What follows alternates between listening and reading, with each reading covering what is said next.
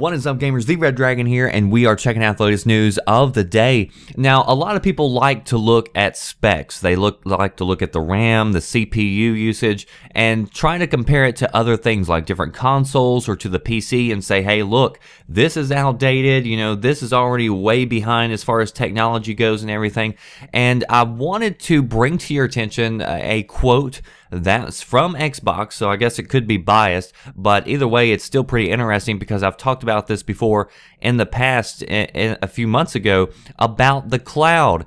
And what they are saying is if you hook up the cloud to the Xbox, basically developers are going to have 3 times the amount of resources and storage for every Xbox that you have. You basically have the power of 3 Xbox Ones with your Xbox One if you're hooked up to the cloud. So here's the quote is what they're saying.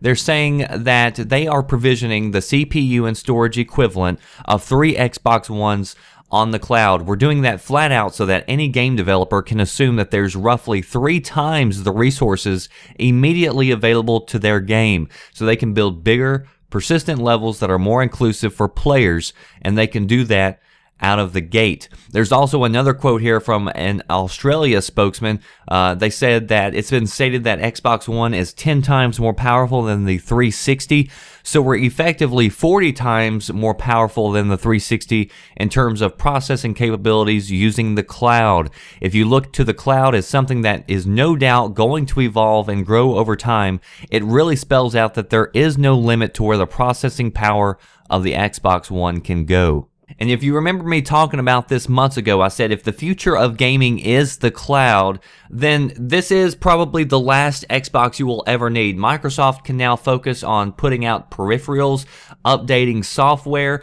They have all the hardware that they'll ever need, and they can upgrade it at any time, and your Xbox can get an upgrade, get more power, get more storage without you ever having to buy another box. And that's probably also why Xbox thinks that they can move 1 billion next generation consoles.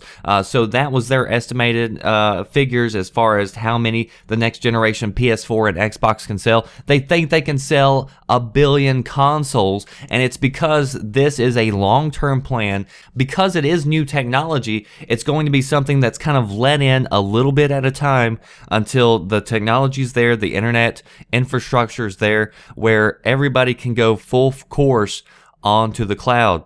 And so whenever the Xbox One first comes out, you're not going to see the full potential of the cloud, but they do say that it'll do things where if you do have a good internet connection, you do have that connection to hook up good with the cloud, then you may see graphics that are better than somebody who doesn't have that internet connection, and the console itself, you know, can dumb down the graphics a little bit in order to handle all the graphical power of the game itself. But if you have the capability to hook up to the cloud right now, then your game could be enhanced. And they also mentioned being able to offset things that are happening in game.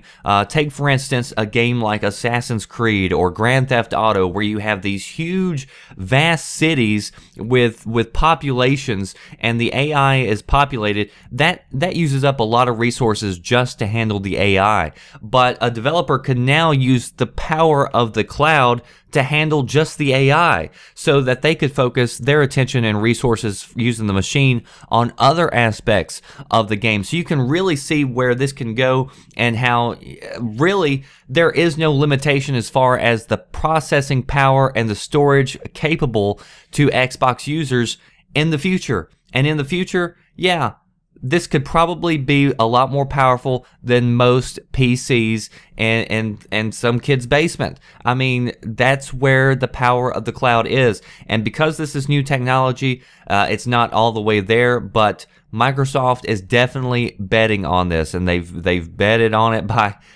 taking up 300,000 servers that they're going to be placing around the world. So hopefully, no matter where you live, you're going to be able to get a server that's close to you, that's going to give you a good connection.